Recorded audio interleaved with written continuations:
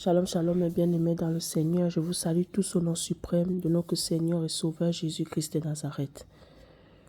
Que la paix de Dieu qui surpasse toute intelligence garde ton cœur, mon cœur, nos cœurs, en Jésus-Christ de Nazareth. Fixés sur Jésus-Christ de Nazareth. Ce matin, bien-aimé, comme à l'accoutumée, je viens partager avec toi cette pensée de jour que le Saint-Esprit a déposée dans mon cœur.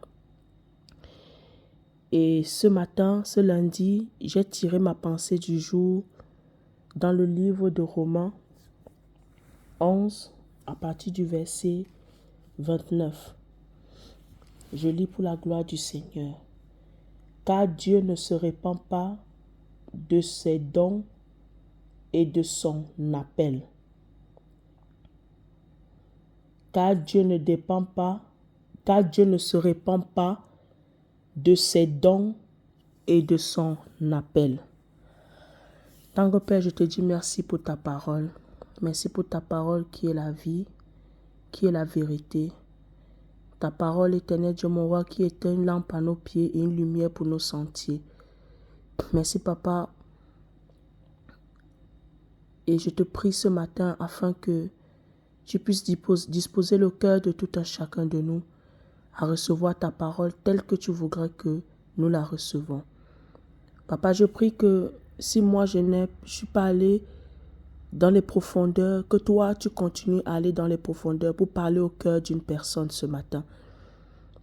Papa, voilà pourquoi je te laisse toute la place, mon cher Saint-Esprit.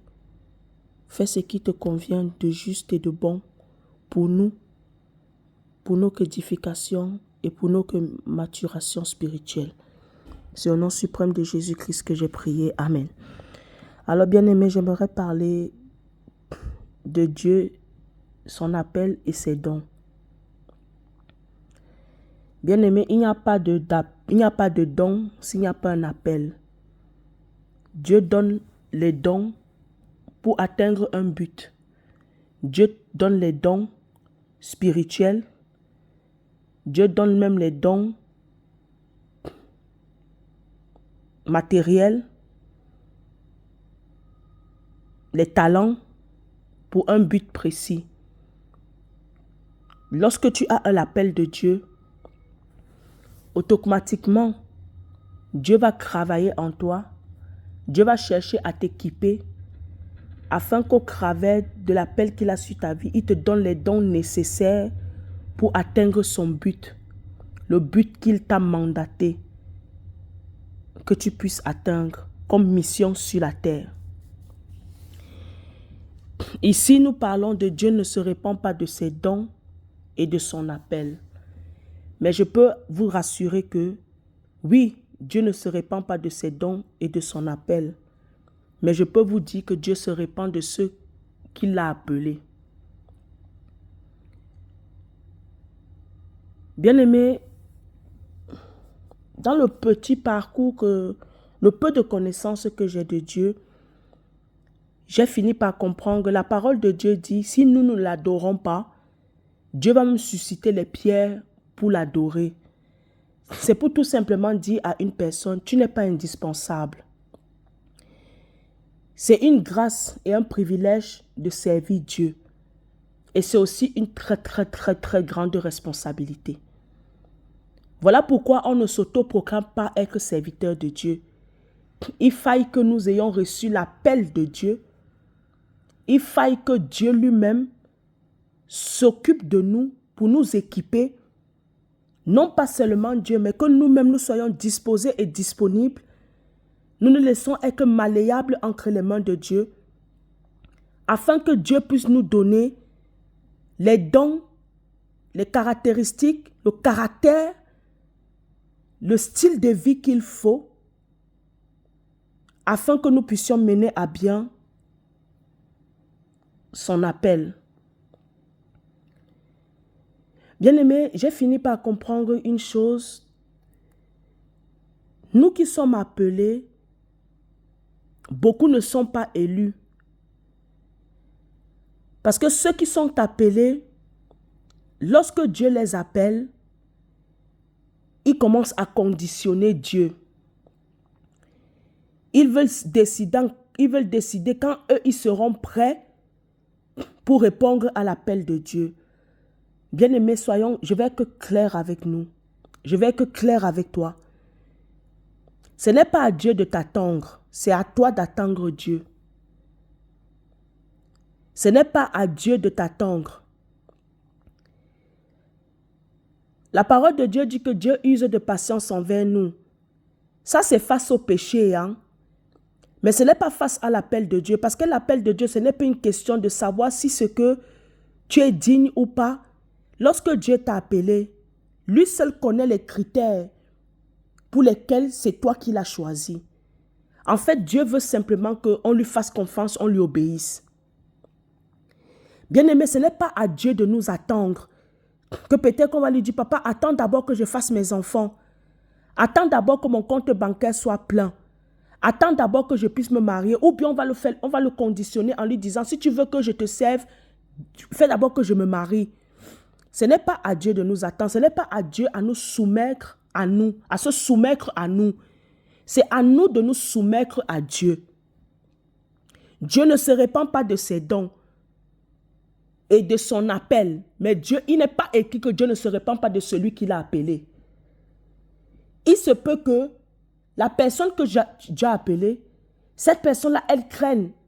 Elle ne veut pas. Elle est plus préoccupée par les choses de ce monde. Elle est plus préoccupée par ses propres intérêts. Bien-aimé, quand on veut devenir un appelé de Dieu, un élu de Dieu, on doit mourir en nous-mêmes. On doit mourir en nous-mêmes dans notre chair, on doit mourir en nous-mêmes dans nos pensées, dans notre volonté, dans notre style de vie que nous avons rêvé.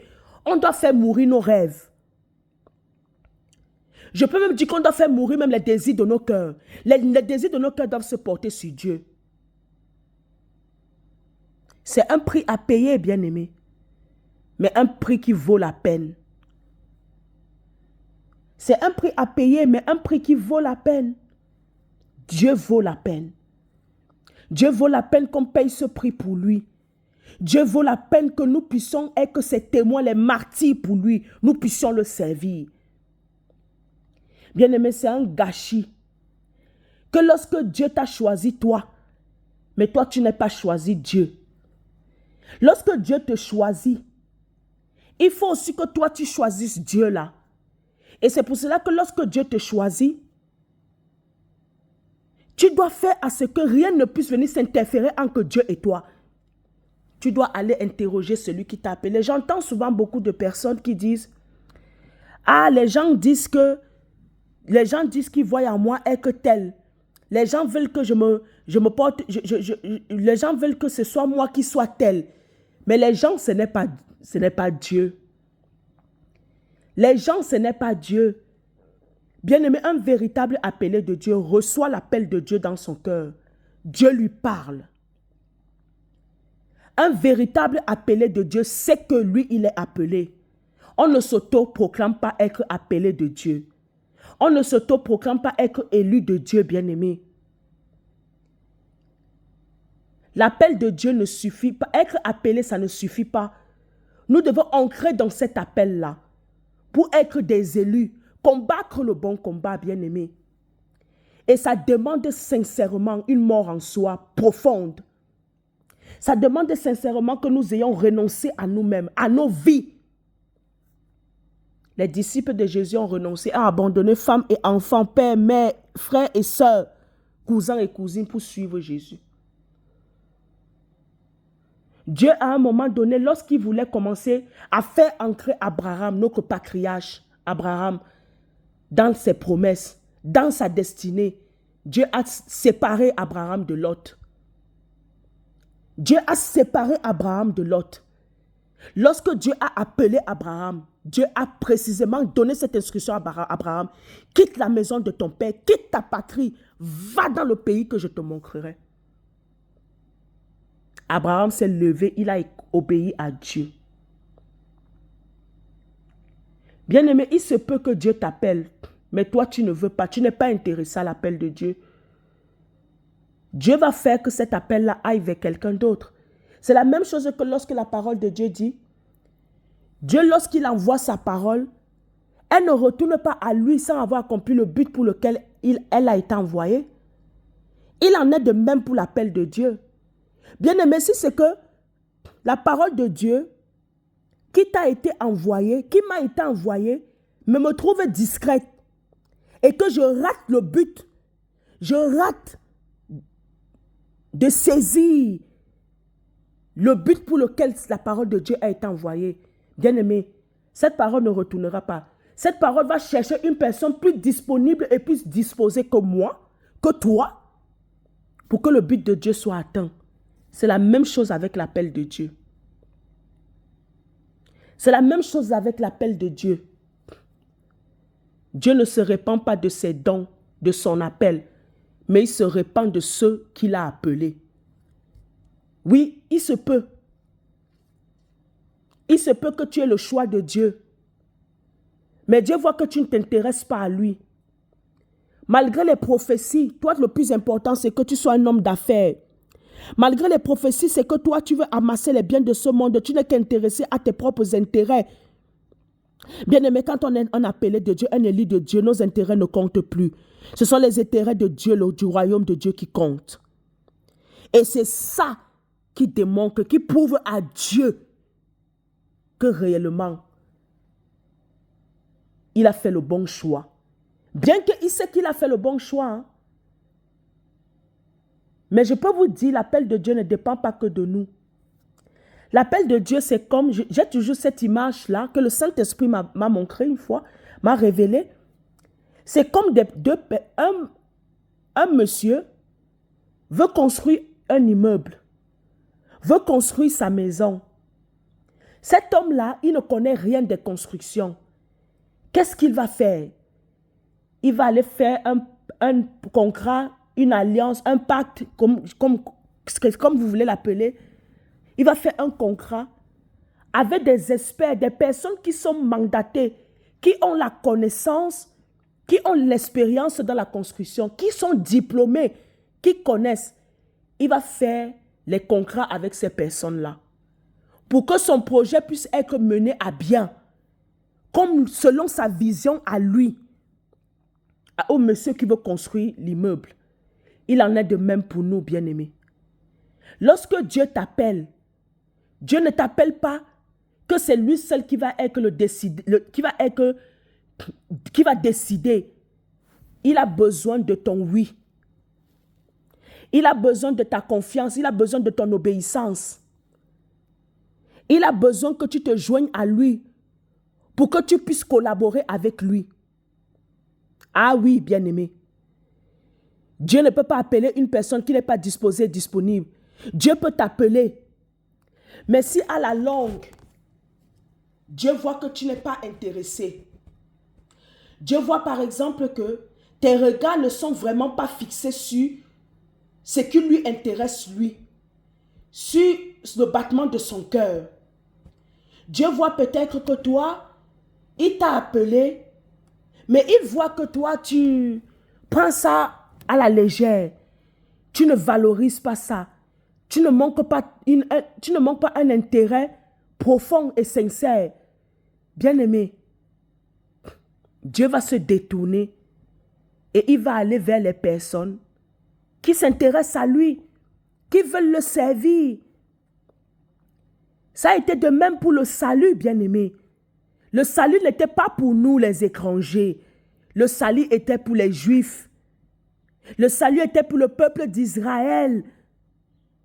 Mais ces gens-là ont rejeté Jésus parce que Jésus n'avait pas la forme qu'eux, ils voulaient. Dieu a donné le salut à nous, les étrangers, parce que nous, on s'est intéressés à lui. Parce que nous, on lui a fait confiance. On a cru en lui. On l'a ouvert nos cœurs. On l'a ouvert la porte de nos cœurs. Pas tous, mais ceux-là qui ont ouvert leur cœur, Jésus est venu ancrer dans leur cœur. Oh bien-aimé, ce matin, je veux que, si tu es conscient que tu as été appelé, parce que tout chrétien a été appelé, pas forcément aux 5 ministères, Tu as peut-être été appelé à être mère au foyer parce que parmi tes enfants, il y a un futur président, il y a un futur prophète, il y a un futur serviteur de Dieu. Dieu t'a mandaté pour que tu puisses élever cet enfant selon ses voies, afin qu'à la fin, cet enfant-là puisse être le fruit que Dieu attendait pour accomplir son but. Dieu peut t'appeler à être un médecin. Parce que c'est toi qui vas découvrir le médicament qu'il faut peut-être pour le cancer, pour telle maladie, pour que le but de Dieu s'accomplisse et que le nom de Dieu soit glorifié. Bien-aimé, tu as été appelé au ministère de la réconciliation. Dès l'instant que tu as donné ta vie à Jésus, tu as fait de Jésus ton Seigneur et Sauveur. Tu as été appelé à être ambassadeur du royaume. Le ministère de la réconciliation est ton mandat. Mais qu'en fais-tu de cela? Es-tu conscient de ça, de cet appel qui repose sur ta vie? Es-tu conscient de ça que toi-même, tu dois travailler à ce que ce ministère de la réconciliation ait un impact dans ta propre vie pour pas que tu perdes le salut? Es-tu conscient de cela?